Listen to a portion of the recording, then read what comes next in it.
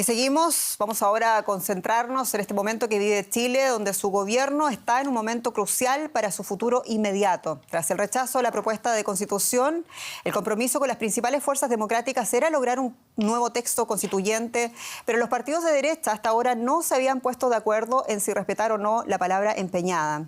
Sin embargo, este lunes, tras una fecunda jornada de diálogo político, los partidos del oficialismo y la oposición reafirmaron su compromiso de cambiar la Carta Magna chilena y de dar entonces un nuevo impulso al proceso constituyente.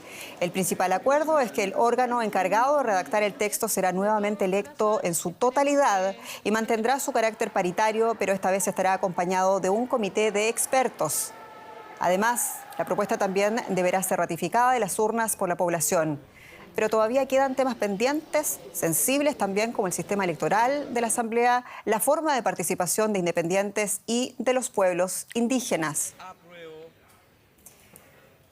En medio de todo esto, el gobierno chileno estrecha alianzas estratégicas y una de ellas es con Alemania, donde a juzgar por los últimos acuerdos se avanza también con decisión. Y tenemos con nosotros a quien ven a una de las altas representantes del gobierno chileno, la señora Jimena Fuentes, quien es subsecretaria de Relaciones Exteriores del gobierno chileno. Señora Fuentes, a usted muy bienvenida.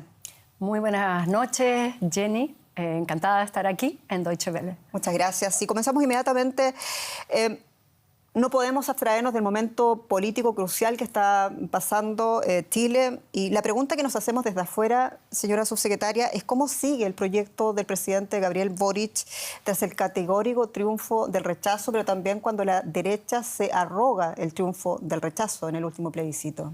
Bueno, en primer lugar, yo creo que es muy importante tener claro que la elección que tuvimos el 4 de septiembre, el plebiscito, se refería al texto de una nueva constitución redactada por la constituyente, ¿verdad? No era un referéndum sobre el gobierno. Ese texto fue rechazado por diversas causas que las podemos hablar en unos minutos, pero no era un referéndum sobre el gobierno. Por lo tanto, yo creo que lo que hay que señalar es que ahora el gobierno lo que señala es que se sigue gobernando, se sigue para adelante, habrá que sentar las bases de lo que será una nueva elección para una nueva Asamblea Constituyente, pero en términos de gobernabilidad, en términos de que el gobierno fue elegido por una amplia mayoría, eso no se puede desconocer. No se puede desconocer por los partidos de oposición y lo responsable es, por una parte, el gobierno seguir gobernando y por la otra parte, a los partidos de oposición permitir que el gobierno gobierne. Y gobernar significa que todo lo que el gobierno, ¿verdad?, plantee para la decisión del Congreso tiene que ser vista en su luz, ¿verdad?, en su mejor luz, y votar. De acuerdo, pero no en el sentido de tratar de hacer ingobernable para el presidente Boric el futuro que viene. Subsecretaria, los resultados del plebiscito, con ellos y también con el quórum desfavorable que tiene en el Congreso este gobierno del presidente Boric y también la coalición, el programa de gobierno se ve inevitablemente afectado y lo que puede llevar también a la desilusión de muchos sectores. Y aquí la pregunta, ¿cuán alineados están los propios partidos de la coalición, digamos, oficialista en torno a las metas que se ha propuesto el presidente Boric para los próximos 4 años? Bueno, yo creo que las cuestiones que plantea el gobierno algunas de esas cuestiones son bastante necesarias y en eso yo diría que hay consenso en los cambios que requiere Chile para tener una sociedad más inclusiva. Por lo tanto, yo aquí veo que los partidos oficialistas van a estar con el presidente Boric. También creo que, sin perjuicio del resultado del plebiscito, la conformación del Congreso ya la sabemos. Ya sabemos quiénes están en contra, a favor, los votos que se tienen y no se tienen. Eso, de hecho, es un hecho dado. Eso no ha cambiado por el resultado del plebiscito. Así que yo creo que están las condiciones para que el gobierno del presidente Boric siga su curso, ¿verdad? E intente, y sobre todo, haga mucha política. Tal vez el desafío ahora es conversar mucho más, ¿verdad? Hacia el centro. Hacia el centro, pero también con los partidos de oposición, porque hay muchas cuestiones que son necesarias para el país, en la que yo creo que incluso una buena parte de la derecha también está de acuerdo. Por ejemplo, tenemos que tener mejores condiciones para establecer más seguridad, que es un tema que hay que ver. Tenemos que solucionar el tema de la inmigración. Eso es algo que afecta al país y donde debería, mediante la conversación política, llegarse a algunos acuerdos mínimos. Igual la desilusión, estamos viendo también la desilusión de algunos sectores de las calles, protestas de sectores estudiantiles. El desafío no va a ser menor, señora subsecretaria.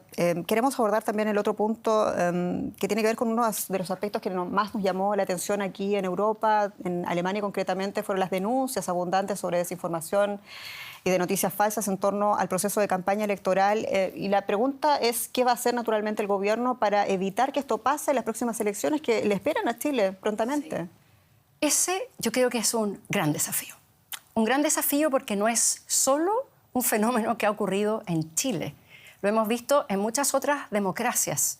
De hecho, yo creo que uno de los desafíos a la democracia donde deberían ponerse de acuerdo muchos países en tratar de lidiar con este tema de la manipulación de la opinión pública a través de las redes sociales, a través de las llamadas fake news. Esto en ningún caso está mirando en menos, ¿verdad?, la capacidad de los electores de informarse. No es un ninguneo, como se ha señalado a veces en la prensa. Y como ha habido también en redes sociales. Exactamente. ¿No? Yo creo que esto es simplemente un hecho que es real. Es un hecho que es real, lo hemos visto en Gran Bretaña, lo hemos visto en Estados Unidos, lo hemos visto aquí en Europa. No es algo baladí.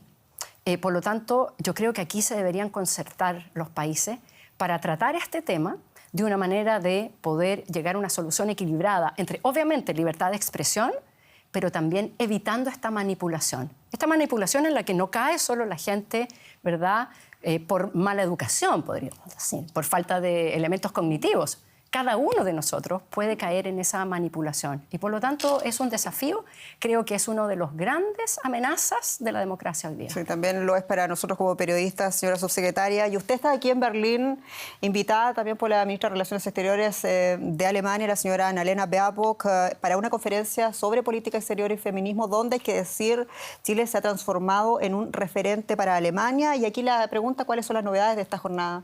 Bueno, yo estoy muy feliz de haber venido en representación, ¿verdad?, de mi gobierno, en representación de la ministra de Relaciones Exteriores, Antonia Urrejola, que lamentablemente por temas de agenda no pudo estar aquí, pero para Chile era muy importante estar en esta reunión sobre feminismo y política exterior. Creo también aquí que hay un desafío muy grande y que tiene que ver también con el funcionamiento de la democracia.